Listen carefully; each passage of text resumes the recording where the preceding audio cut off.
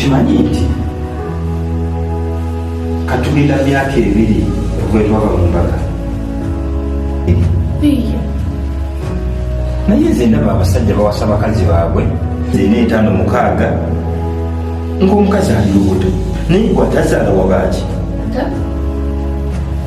ani tujja tulina kusanga obudde bw'omwana tebunatuuka tulunatuuka onomala kadde emyaka 2 mbobuli tebunabakutuuka onomala kaddewa anti tulinako nga bwe tusaba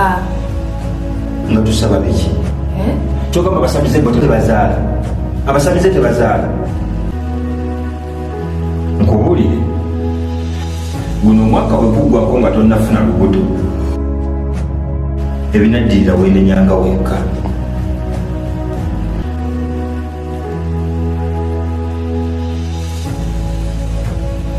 kale jangu tunoonye omwana jangu tunoonye omwana